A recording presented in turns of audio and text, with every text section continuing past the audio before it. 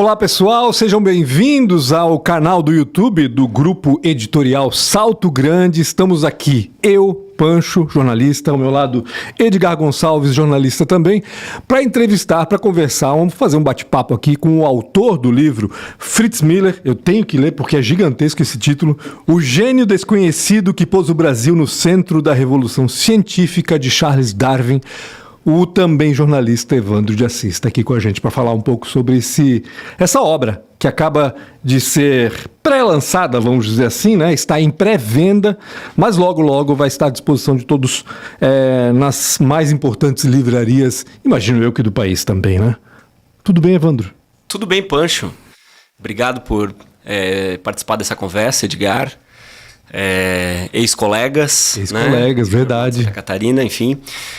A gente está fazendo o pré-lançamento desse livro. Sim, a gente deseja que ele esteja no Brasil inteiro, inclusive, de repente, à disposição de escolas, bibliotecas, né? Esse é o nosso objetivo final. Mas, inicialmente, a gente está fazendo essa primeira edição do livro, voltada a um público que já tem algum interesse nesse personagem ou nos temas em que ele se envolveu. Até para testar um pouco essa receptividade do público e ver até onde esse livro pode chegar daqui em diante. Vai chegar longe, tenho certeza disso. Edgar Gonçalves, muito obrigado pela sua participação.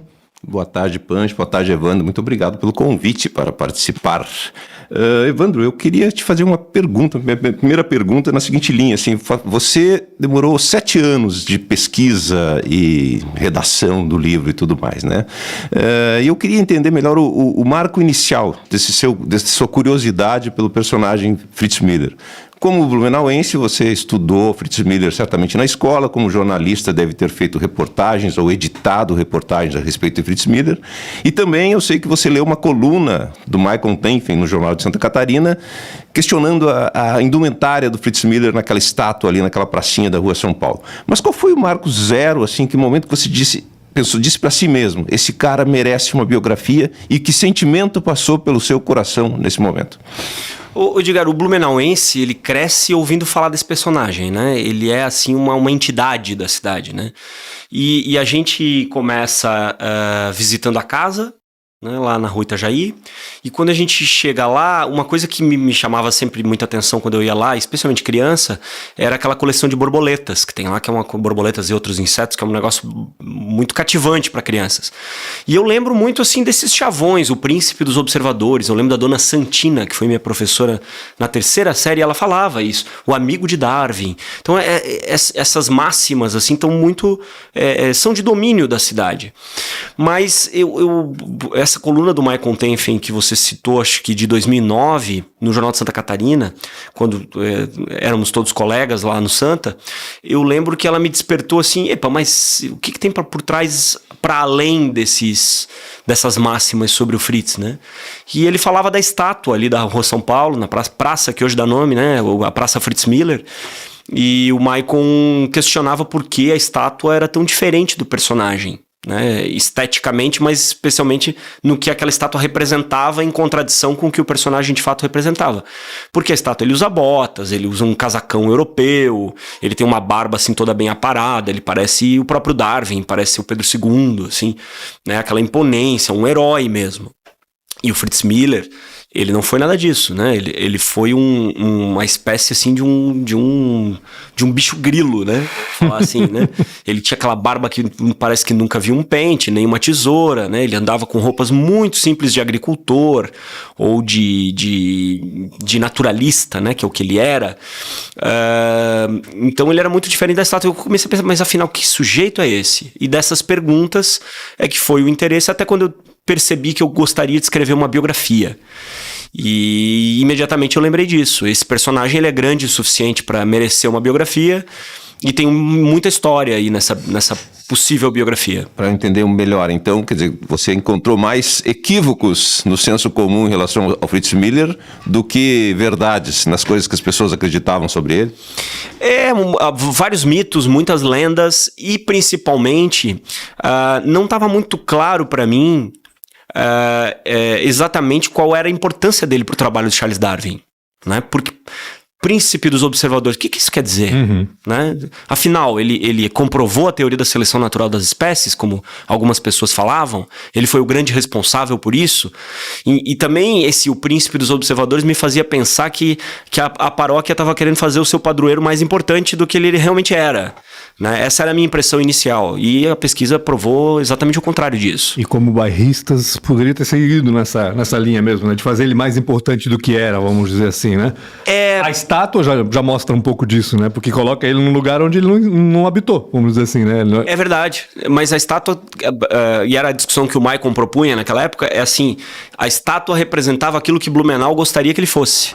Né? Não exatamente o que ele foi. O que ele foi. Mas isso por mais questões, né, do ponto de vista histórico, da construção de ídolos locais, nacionais, né?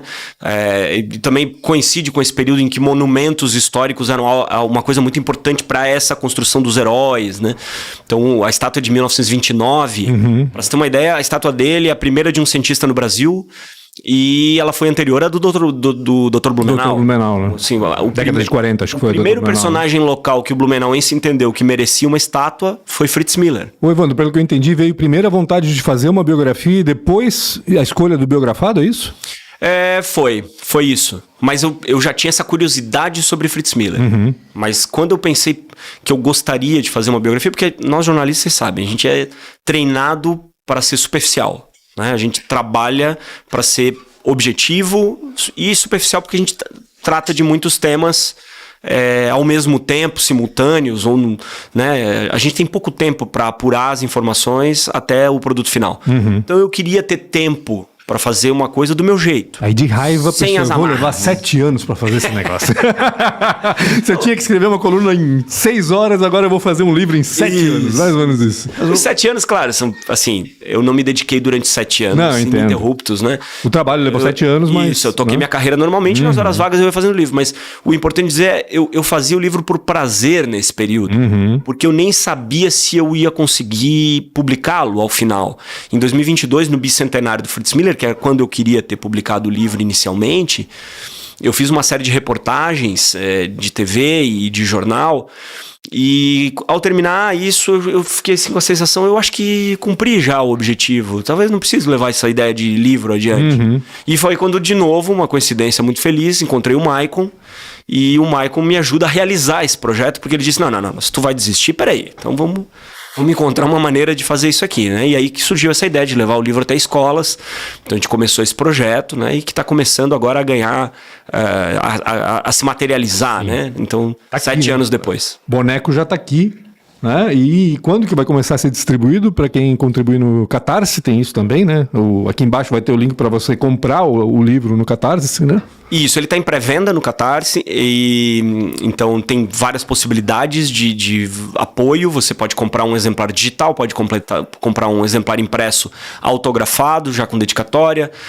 Tem outras modalidades para pessoa física, tem modalidades para pessoa jurídica, em que a empresa pode comprar uma cota de apoio em que a logo da empresa vai estar no livro, o nome da empresa vai estar no livro. Importante dizer, inclusive as pessoas físicas, nessa primeira edição, quem comprar na pré-venda vai ter o seu nome no livro, né?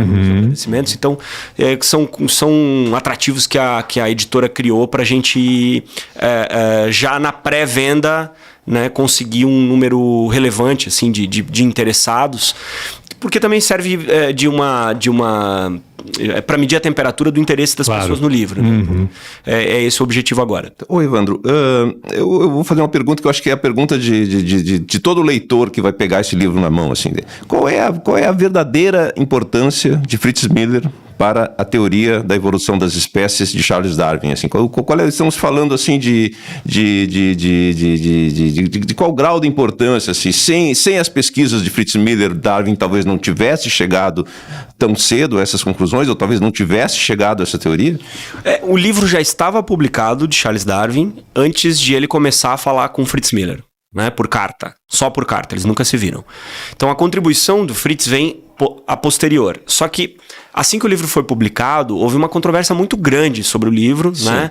Porque envolvia questões religiosas, envolvia conceitos científicos que eram simplesmente colocados na lata do lixo para apresentar novos conceitos. Então, realmente foi uma teoria muito polêmica no início. houve debates acalorados, havia cientistas importantes, especialmente no Reino Unido e nos Estados Unidos, que argumentavam contra a teoria. Então, era um momento de consolidação. Fritz Miller entra no meio dessa controvérsia, não com opiniões, mas com fatos. Para comprovar a teoria. Exato. Então, ele próprio diz isso numa carta, quando ele começa as pesquisas voltadas a esse fim. Ele diz assim, que não faria mais sentido apenas escrever argumentos, opiniões, em favor de Darwin. O que ele tinha que fazer era criar as condições para que se pudesse comprovar a teoria. Só que é uma teoria muito difícil de ser comprovada empiricamente pelo seguinte, e naquela época ainda mais, porque ela precisa de muitos anos, de muitas dezenas, de muitos milhares de anos para que as espécies evoluam. Porque a chave da teoria é o tempo. Né?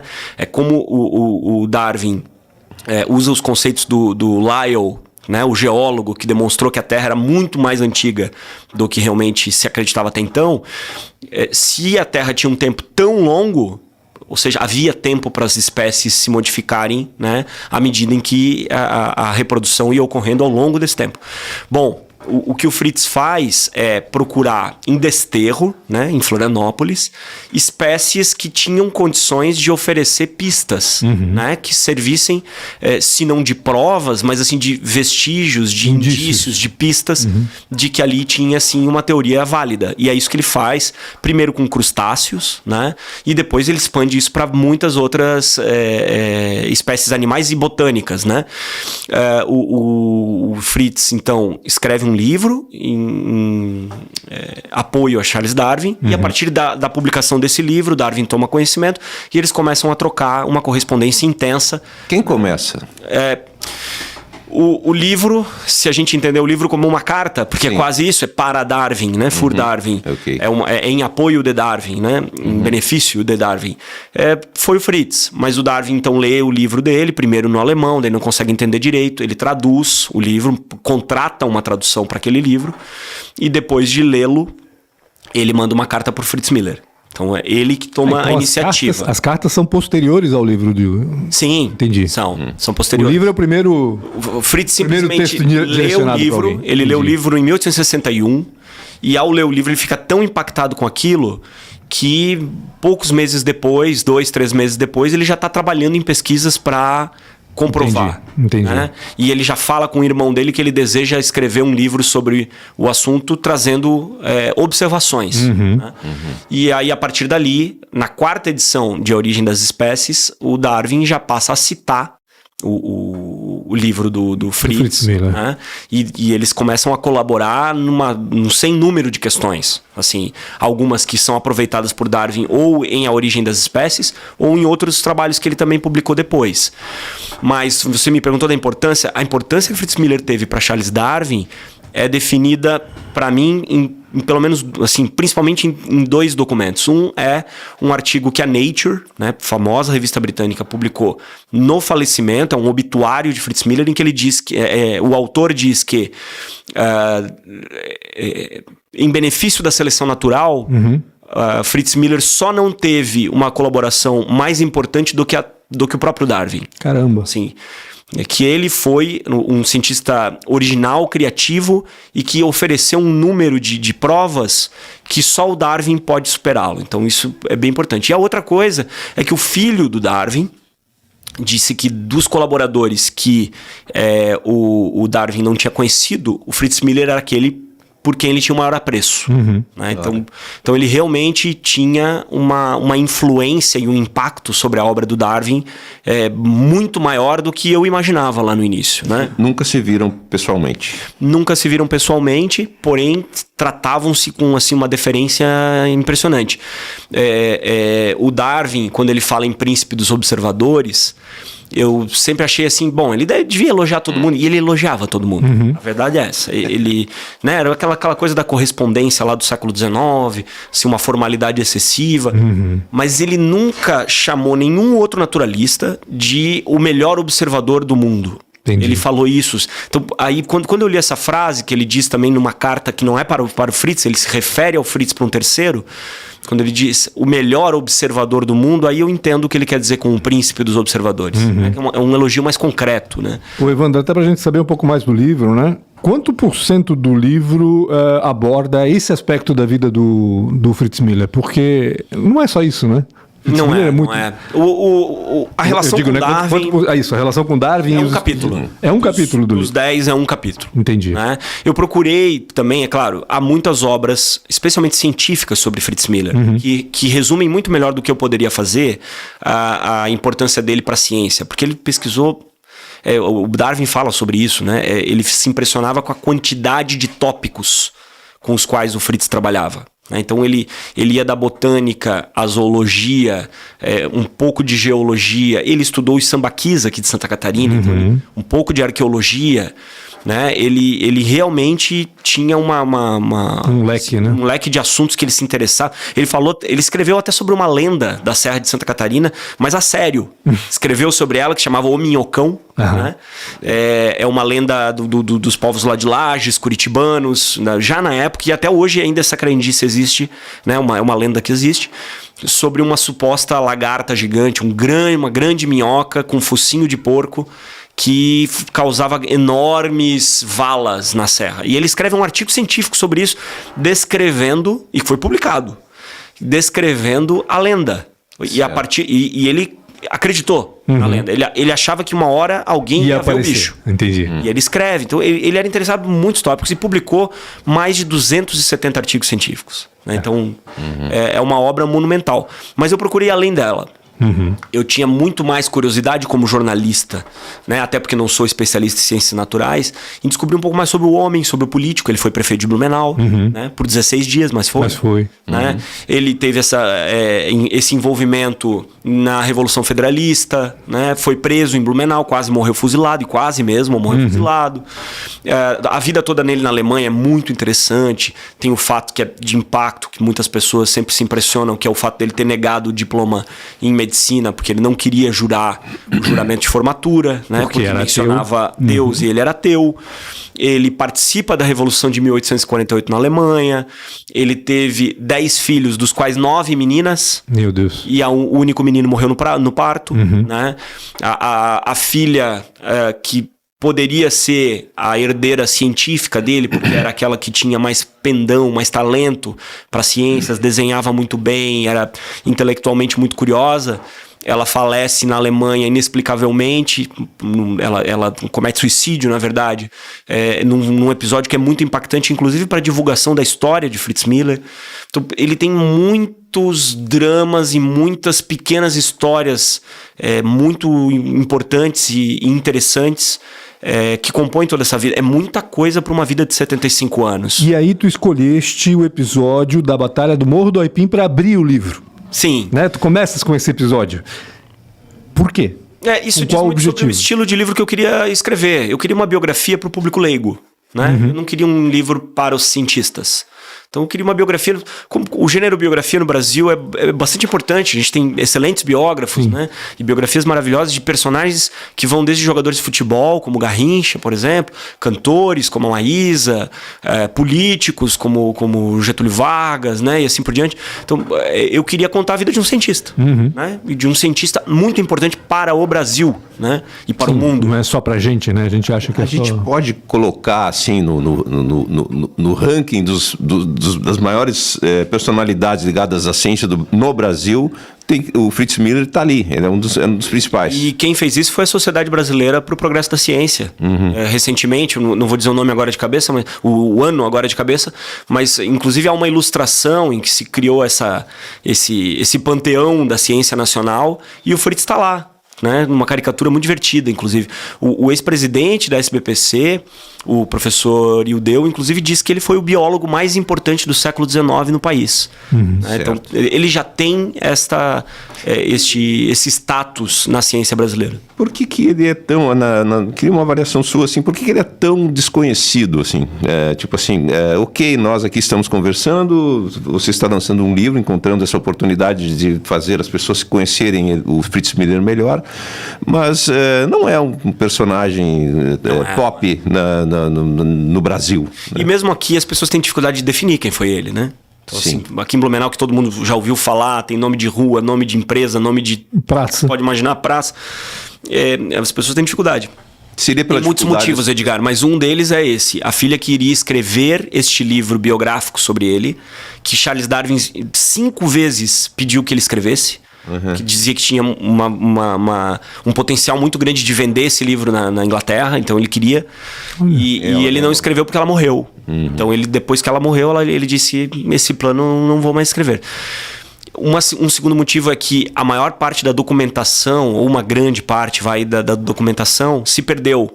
Porque o primeiro biógrafo de Fritz Miller, que foi um primo em segundo grau dele, ele escreveu um livro em alemão. São 5 volumes, somente um dos volumes foi traduzido para o português, e agora em 2022 pela editora da FURB. Depois de escrever esse livro, todos os documentos que ele conseguiu reunir, inclusive cartas de Darwin para o Fritz Miller, cartas familiares, se perderam. Ninguém sabe onde estão esses documentos, o que prejudicou muito a preservação e a divulgação da memória dele. O fato dele ser ateu também certamente prejudicou nos primeiros anos, depois da morte dele, a divulgação do trabalho dele.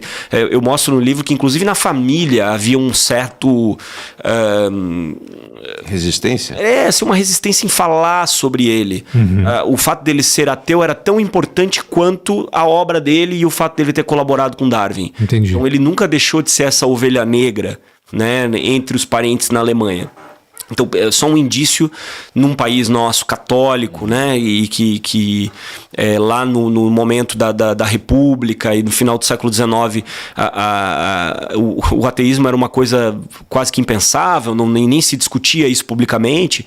Então, ter um ateu como seu próprio herói, um herói local ou um herói nacional, ainda mais um estrangeiro, né? Levando em conta ali no início do século XIX todos os conflitos que nós tivemos com a Alemanha, com a terra natal dele.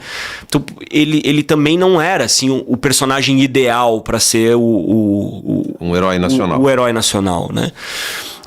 Entre outros motivos, né, Edgar? Assim, a obra dele é muito difícil. Né? O único livro dele, Für Darwin, é muito difícil, mesmo em língua portuguesa. Assim, é preciso de ajuda para compreender. Pessoas como o professor Lauro Baca, por exemplo, já me confidenciaram: não, olha, até eu que tenho formação acho difícil.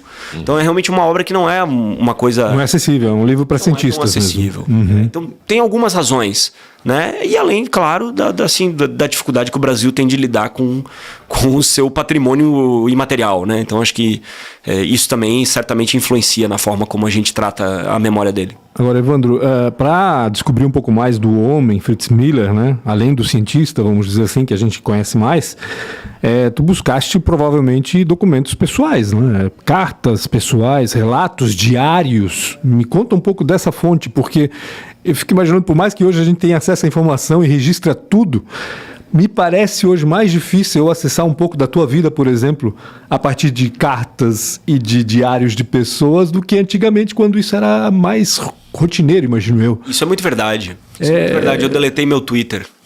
Procurem lá o que eu pensava em 2012. Não dá mais pra ver. Ou o que as pessoas pensavam de ti também, né? Também. Mas nesse caso, sim, a gente tem um material de cartas, assim, abundante até, embora muito se perdeu nesse episódio. Não só com Darwin, né? Imagino eu com os familiares que ficaram na Alemanha e tudo mais. Sim. Alguns dos artigos científicos dele são verdadeiros diários, especialmente aqueles em que ele viajava caminhando, né? Então tem, assim, 33, 4 dias de diário. Então, ali você vê o que ele comia, né? Com quem ele conversava, quem eram as relações dele. É que essa preocupação a gente não tem mais, né? Se a gente sai pra viajar, ninguém faz um diário. Pouca gente. No máximo a gente faz as fotos. No Instagram, né? E as fotos que a gente quer, né? Não as fotos que representam aquela viagem, vamos dizer assim, né? O Instagram sai do ar, acaba o varre passado então, de muita gente, né?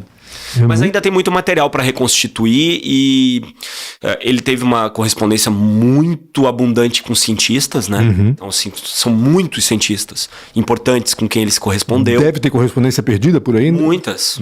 Assim, eu cheguei num momento do livro em que eu parei de procurar, inclusive sabendo de algumas em que eu não consegui ter acesso. Né, na Alemanha, principalmente. Conforme os arquivos e bibliotecas estão sendo digitalizados, esses documentos estão mais fáceis de se acessar. Né? Mas, assim, em alguns casos eles estão só registrados no banco de dados do arquivo e você não tem acesso ao documento e a distância é mais difícil. E alguns deles nem indo pessoalmente ainda porque eles não estão tão organizados dentro dos arquivos para você poder pesquisar. Sim, tem muito material ainda. Eu espero que o meu livro também... Eu espero que o meu livro ele sirva para que mais pessoas se interessem por ele e venham a pesquisá-lo no futuro, né?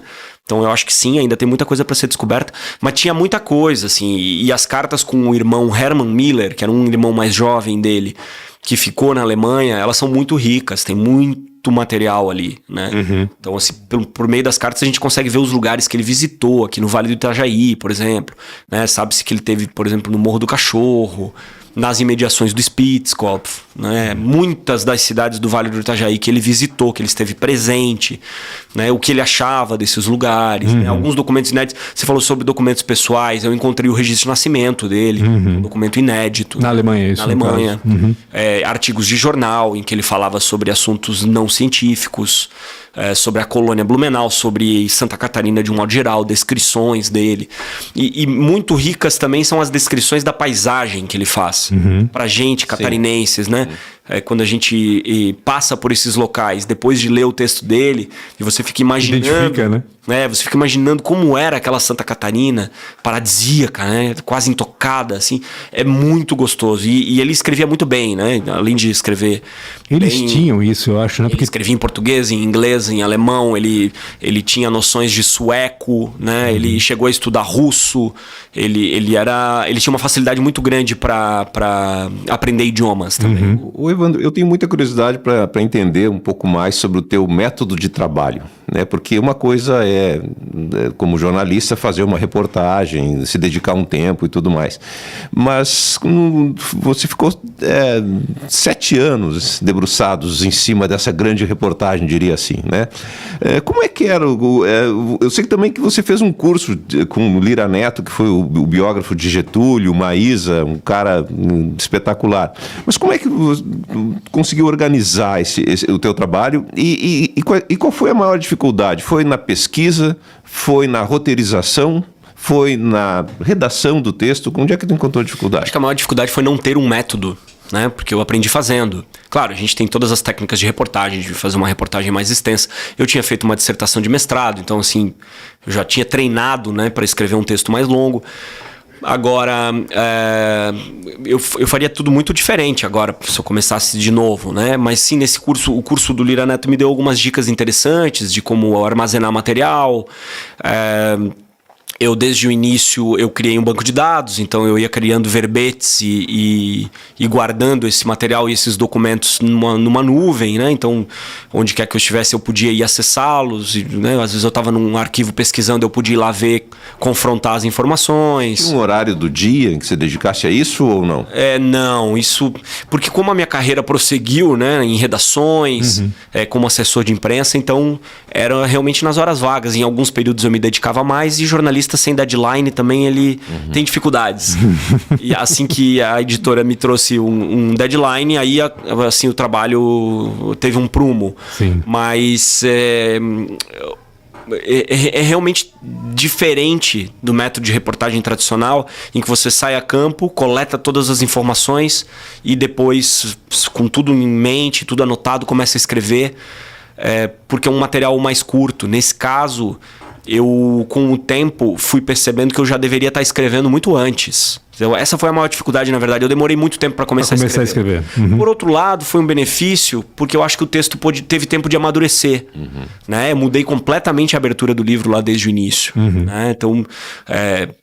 E com bons toques do meu editor, né, do Michael Tenfen, assim, eu encontrei a voz do livro porque eu tive esse tempo de refazer, de repensar, né? Então, por outro lado, a ausência de um método me trouxe um aprendizado muito grande, né? Se eu vier a trabalhar num projeto semelhante, eu já tenho um atalho, assim, né? Os capítulos dos livros remetem a coisas da natureza, elementos da natureza, né? Aipim, sei lá, coisas que o Fritz Miller, no dia a dia dele, né? Por que tu escolheu esta roteirização, digamos assim? Eu gostaria que os nomes dos capítulos tivessem uma lógica, né? Que não fossem nomes soltos que variados entre si. Eu queria que eles tivessem uma unidade, assim, né? E foi uma ideia da minha esposa, da Fernanda Ribas de Oliveira, ela que me deu essa ideia, daí eu fiquei pensando, putz, mas será que todo capítulo tem uma espécie que seja tão representativa? E eu fui descobrindo que sim, né? O capítulo que trata da filha, por exemplo, é Rosa. O nome dela era Rosa. Né? Então, o capítulo que abre o livro sobre a Batalha do Morro do Aipim, eu escolhi o Aipim. Mas o capítulo que trata da infância dele, eu escolhi a Tília, porque na casa da paróquia onde ele vivia, o pai dele era um pastor luterano, tinha uma enorme tilha com uma copa tão grande que tinha um caramanchão em cima. Então tinha uma casa na árvore e as crianças brincavam. E ele ficou lembrando, né? Depois, já na vida adulta, ele lembrava dessa tilha. Então era muito representativa. Em outros momentos, não. Aí a ciência, como o capítulo... em que ele chega a Desterro, por exemplo, eu chamei de Água Viva, porque ele ficou fascinado com as caravelas, com as medusas, e ele pesquisou durante alguns anos e foi muito importante para os primeiros trabalhos de maior impacto que ele teve no Brasil. Né? O capítulo sobre Charles Darwin é Maria Farinha, porque o caranguejo, né, muito comum no Brasil, foi um dos objetos de pesquisa dele para comprovar a teoria da seleção natural. Então eu procurei buscar essa variedade. A Maria Farinha nos ajudou a colocar em pé a teoria da seleção natural. A Maria Farinha e o chama-maré, entre outros bichos. O chama-maré é aquele caranguejo que tem uma garra bem grande. Uma apenas. Uma apenas. Bem grande. Porque o Fritz conseguiu demonstrar que diferentes tipos de caranguejos, ou seja, os caranguejos que são completamente aquáticos, têm um aparelho respiratório diferente dos caranguejos que conseguem ficar mais tempo fora d'água. O que ele propôs a partir dali e conseguiu comprovar é que estes dois grupos evoluíram em separado, ou seja, o grupo que fica mais tempo fora da água tem um aparelho respiratório completamente diferente daquele que continua dentro da água. O que ele propôs esses caranguejos tiveram uma linha evolutiva diferente. Distinta. Ou seja, ele desenhou 2 galhos, né, da árvore genealógica dos crustáceos a partir dessas observações de caranguejos. E o Maria Farinha tem uma descrição saborosíssima dele, de como se comporta o Maria Farinha nas areias. Assim. Então, próxima vez que você avistar uma Maria Farinha... Vai ver com outros olhos. Isso. E outros bichinhos, assim, que são para nós aqui, né, fáceis de se enxergar, né? Tem histórias muito interessantes, por exemplo, da filha que foi picada por uma jararaca, e um filhote de jararaca, né? Então, assim, ela correu o risco de morrer mesmo. Era uma criança ainda muito pequena. Ela foi picada no berço e o Fritz, ao ver esse ferimento, enfim, primeiro ele não sabia do que se tratava, porque eles só encontraram a cobra no dia seguinte, mas ele vai anotando tudo o que vai acontecendo com a criança que frieza, de né? maneira científica. Que loucura. Então, ele vai dizer, inchou o pé, a tal horas ela passou assim com febre, e ele vai reconstituindo isso, né? Então, a impressão que dá é que ele anotava tudo, né? Como observador, ele fazia tinha essa... Ele fazia isso, eu mostro isso no livro, que quase, agora não vou lembrar de cabeça, mas muitos anos depois, assim, quase 2 décadas depois, ele tinha anotados ainda os dias e horários em que ele viu uma espécie de água-viva, que é a maior espécie aqui do nosso Oceano Atlântico Sul, que já foi observada. Ele ainda tinha isso anotado, porque ele fez o artigo científico quase 20 anos depois das observações. E ele ainda tinha tudo anotado. Então ele era muito metódico nesse sentido. O que mais te emocionou, Evandro, nesse trabalho todo? Assim? O que mais te surpreendeu ou pensou, putz, não acredito que eu estou vendo isso? O que mais mexeu contigo, assim, todo esse Tem encontrado processo? Documentos que ajudaram a, se não elucidar, porque isso é sempre um grande mistério, mas insondável, né, da psique humana, mas de conseguir elucidar um pouco melhor a vida dessa filha que cometeu suicídio na Alemanha. E por que aquilo impactou tanto, né? Claro que tem uma coisa óbvia, né? Perder uma filha, né? E ainda mais assim, tragicamente. Mas o que estava acontecendo na vida dela na Alemanha no momento que isso aconteceu. E isso me impactou muito. Eu descobri o registro de nascimento dela, inclusive com a data que até então estava errada em todas as obras. Então é uma correção que o livro faz, né?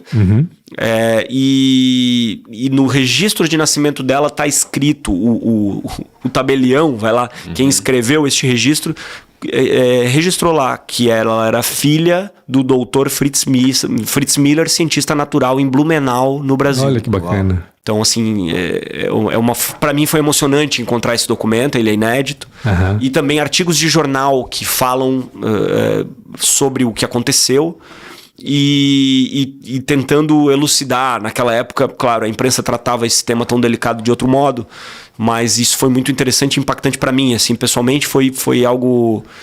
e acho que importante para a biografia dele, para a historiografia dele, porque sempre se tratou assim, aquela filha, né? E por quê e o que estava acontecendo, né? Então eu busco colocar tudo em contexto, né? E acho que o livro avança um bocado nessa história. Evandro, uma mente inquieta como a do Fritz Miller, se estivesse visualizando o mundo de hoje, assim, digamos assim, seria uma pessoa que estaria com seu esquema vacinal em dia ou seria contra as vacinas, por exemplo? Não, ele estaria, com certeza. Com certeza. Ele assim, por maiores que fossem as opiniões dele, a força das opiniões dele, ele estava sempre disposto a duvidar das próprias convicções. Isso é uma característica muito forte dele, de cientistas em geral, e nele isso está assim, flagrante. Ele acreditava muito nas descobertas científicas, embora não as tratasse como dogmas. Agora, ele sabia respeitar a evidência científica. Né? Então, sim, ele estaria com suas vacinas. Inclusive, me fez lembrar de uma coisa que eu acho que até não inclui no livro, mas tem uma história em que ele menciona um suposto médico que atuava na colônia Dona Francisca, Joinville, hoje em dia, e esse sujeito, na verdade, era um falso médico, segundo ele, tudo segundo ele. Uhum. E era um limpador de chaminés. Caramba! Que veio da Europa para cá e fingiu ser médico. E aí ele critica os tratamentos que o cara prescrevia sem nenhuma base científica. Então, talvez um indício aí pra gente concluir que sim, ele estaria com o cartãozinho do SUS em dia. E qual seria, assim, dos desafios ambientais de Blumenau hoje, qual seria o que ele estaria mais preocupado? Ele já se preocupava naquela época. Isso é impressionante, né? Porque ele falava do desmatamento em desterro, né? Dos morros que estavam desmatados. Ele já falava que apenas em um verão, milhares de jacutingas, que era uma espécie de pássaro muito comum aqui no Vale do Itajaí, abundante e de carne muito saborosa, por isso ela desapareceu. Então ele falava disso. Por outro lado, a gente também não pode olhar de um jeito anacrônico, né? Para tudo que ele falava, escrevia. Porque, por exemplo, se a gente trata ele apenas como um ambientalista, a gente vai se surpreender com alguns fatos, né? Ele derrubava muita mata como agricultor. Sim. Derrubava-se muita mata naquela época. Derrubava-se. Muitos dos morros verdes que a gente vê hoje são de mata secundária. Exatamente. Né? Uma mata que já foi derrubada e cresceu. A própria mata atrás da Praça Fritz Miller, ali na Rua São Paulo, sim. Se você pegar as fotos da época da inauguração é um descampado. Isso. Não tem aquela mata atlântica que tem lá hoje, né? Quase todos os morros... A ilha de Porto Belo, idem. Isso. Ela era completamente desmatada. Quase todos os morros acessíveis do Vale do Itajaí, da região litorânea aqui, foram desmatados, né? Então, e uma outra coisa curiosa é que ele em um dado momento, ele vai até um mirante e desbasta esse mirante porque ele queria ver a vista. Sim. Então, assim... Foi ele que abriu o Frozen lá, Edgar. Descobrimos agora. Depois da Guerra do Morro do Aipim, ele subiu lá e abriu a picada para... Então, é claro, a gente não pode olhar com olhos de hoje para a história, né, que aconteceu 200 anos atrás, quase 200 anos atrás. Né? Ô, Evandro, ganhamos um biógrafo? Teremos outras? Sei. Isso a história dirá, não sei. Eu gostaria de escrever outra, mas ainda não tenho a mínima ideia. Dr. Blumenau, né? Vamos provocar já, né? Preciso fazer Fritz Miller primeiro. Uma biografia decente de Dr. Blumenau também seria bem-vinda. Você não cogita algum outro personagem, assim, blumenauense ou não? Dr. Blumenau, realmente, né? O Hermann Blumenau não tem A última biografia dele deve ter 100 anos já. Quase isso. Que acho que é do José Ferreira da Silva. Então, realmente, é um personagem. Mas, não sei, eu tenho interesse também pelas artes, talvez alguém das... Mas não sei. Não sei se eu tenho condições de escrever um novo livro por 7 anos. Não sei se eu tenho energia para isso. Mas escreve em 3, não tem problema. Não precisa ser 7 anos, né? Horas, bolas, imagina? Ô, Evandro, eu queria saber qual o teu sonho em relação a esse livro. Assim, bom, agora ele está sendo lançado, né? A gente sabe que o Brasil tem um mercado leitor bastante restrito. Um livro, para ser um best-seller, tem, sei lá, uma tiragem aproximada de 15 mil exemplares, aí é considerado. Onde é que tu gostaria que esse livro chegasse? Assim, até onde? Qual seria o limite desse livro aí? O meu sonho é que estudantes de ensino médio se interessem pela história dele. Assim, pensando assim, que público nós queremos atingir é uma narrativa didática, objetiva, simples e cativante. Se eu conseguir que um estudante de ensino médio pegue esse livro e se interesse por ele, discuta com seu professor de história, de biologia, de seja lá o que for, de geografia, esse é meu sonho. Né? Que a gente consiga fazer essa história ser discutida, que gere conversas, né?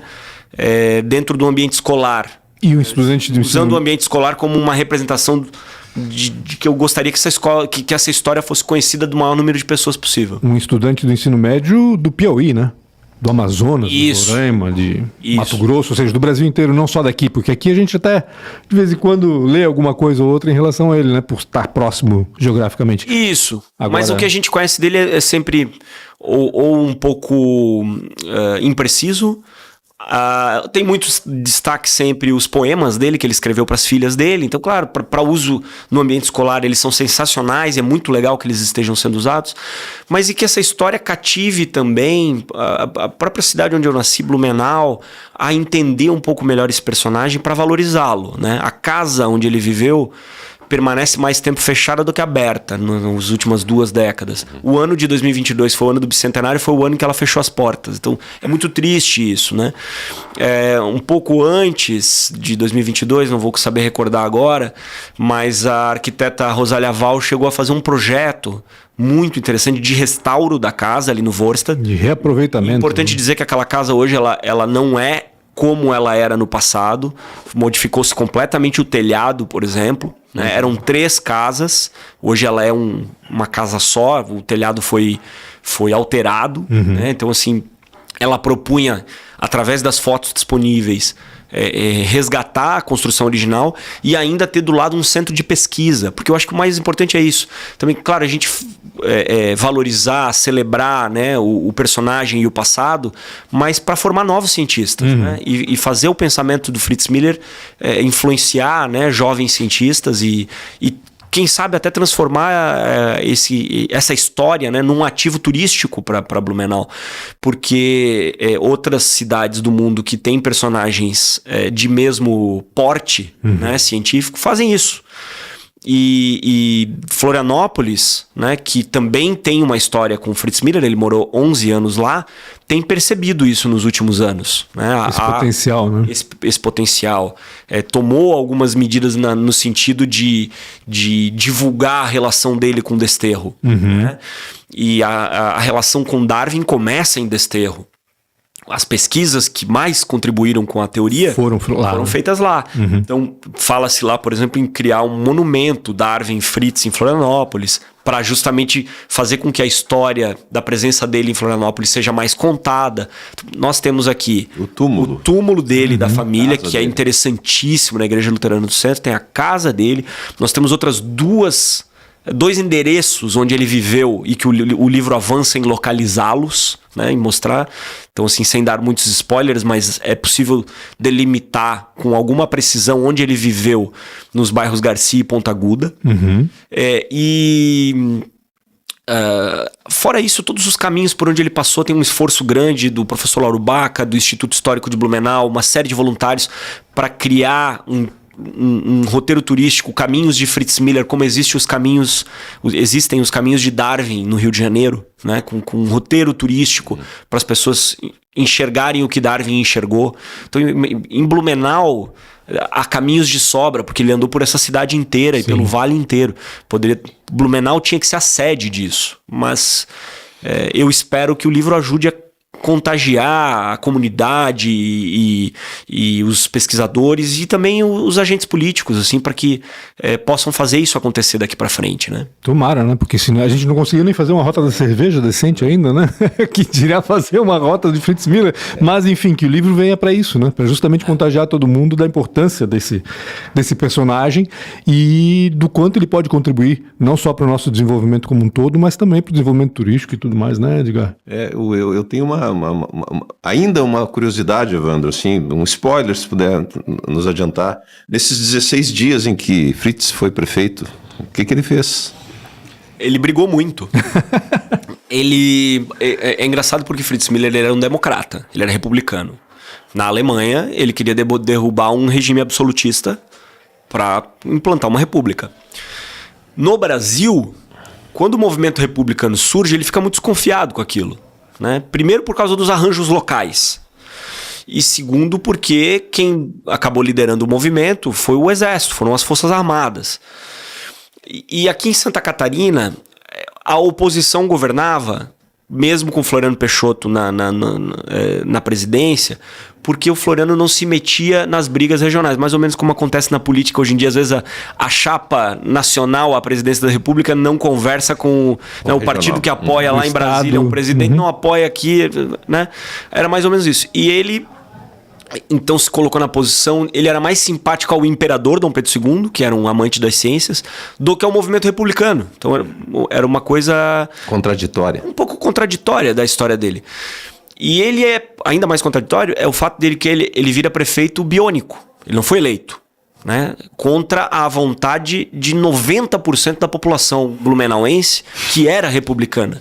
Inclusive o irmão dele, que era vereador, e foi destituído pela junta que governava Santa Catarina. Mas não porque não queriam Fritz Miller, mas porque queriam outros, provavelmente. Exato, isso. Porque ele não tinha legitimidade para governar.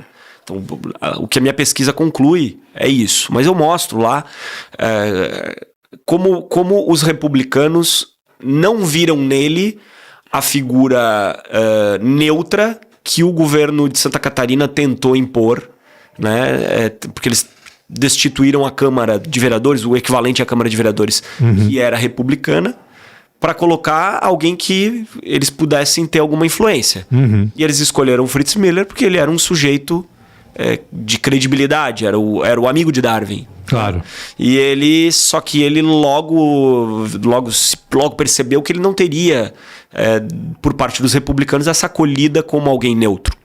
Então ele passou a ser muito atacado nos jornais, né? A gente, infelizmente, não tem acesso a uma parte dessa documentação por causa do incêndio no Arquivo Histórico de Blumenau, em meados do século passado, né? Na prefeitura antiga, e que consumiu algumas edições do jornal Imigrant, né? Que era onde as opiniões do Fritz estavam, mas a gente tem a oposição batendo nele, isso Entendi. Tem, né? E fica um pouco claro, e essa é uma outra correção que o livro faz, porque formalmente ele ficou 27 dias no cargo, mas na verdade ele já, a partir do 17º dia, ele já não atuou mais, ele já tinha pedido a renúncia, só que até chegar em Florianópolis, o governador aceitar e procurar uma outra pessoa... Ficou o cargo vago aí por um tempo. Mas ele entregou o cargo ao Guilherme Engel, que acabou assumindo o equivalente à prefeitura na época, né? Mas é mais uma de tantas histórias. Maravilha, a gente vai ter que encerrar para não tomar o tempo de todo mundo. A gente está gravando essa conversa aqui em agosto de 2025, na pré-venda, né, Evandro? A gente tá em pré-venda. Como é que funciona? Tá em que plataforma? Como é que as pessoas podem acessar, comprar o livro Fritz Miller? Tá muito bonito, por sinal, né? Projeto gráfico maravilhoso. Isso, é preciso dar os créditos. O projeto gráfico da Aline Fialho, o Arivaldo Hermes que fez o tratamento dessa imagem. De capa. Edição, né, do selo Cante Editorial, Maicon Tenfen, diagramação do Fabrício Bittencourt. Acho que eu dei todos os créditos necessários. Então, se eu esqueci de alguém... Mas eu tive também um apoio muito importante, preciso dizer, na revisão científica por parte do Lauro Baca e do professor Luiz Roberto Fontes, que é uma autoridade em Fritz Miller. Então, isso me deu muita tranquilidade para que a gente publicasse o livro. Ele está em pré-venda online. A pré-venda, eu já informei, garante o exemplar autografado. entre outras recompensas que tem lá no Catarse. Então o link está aqui no nosso vídeo, também no meu Instagram, @afinalevandro, no Instagram da editora. Então é fácil de encontrar, é possível comprar por lá, com a chegada do livro no último trimestre do ano e com eventos de lançamento previstos aqui para Santa Catarina também entre outubro e novembro. Eu falei agosto, não, a gente tá em setembro, gente, desculpa. Setembro acabou de começar. Catarse, então, né? Na plataforma Catarse. É isso aí. É que tem lá todas as explicações e as possibilidades de comprar o livro. Edgar, obrigado pela tua participação aqui. Eu que agradeço, adorei essa aula sobre Fritz Miller. Comprem o livro. Evandro, venda o livro. Por favor, comprem. Espero que o livro seja bem recebido, que ele seja tão interessante para ler quanto foi para mim o processo de escrita. E a gente também espera que no futuro a gente possa ter esse livro em todo o Brasil, em escolas, bibliotecas, né, em que muitos professores tenham ele à disposição também. Não tenho dúvida de que isso vai acontecer. Obrigado, Evandro. Obrigado, Edgar. Obrigado a todos que acompanharam essa live até agora. Essa live não, essa entrevista, né? Essa conversa aqui sobre o livro Fritz Miller, o gênio desconhecido que pôs o Brasil no centro da revolução científica, de Charles Darwin. Dá um like nesse vídeo, compartilha com quem você acha que pode aproveitar esse tipo de conteúdo e com quem pode se interessar pelo livro, né? E já dá também o link do Catarse, que está aqui embaixo na descrição do vídeo também, tá bom? Um grande abraço a todos e até mais. Tchau, tchau.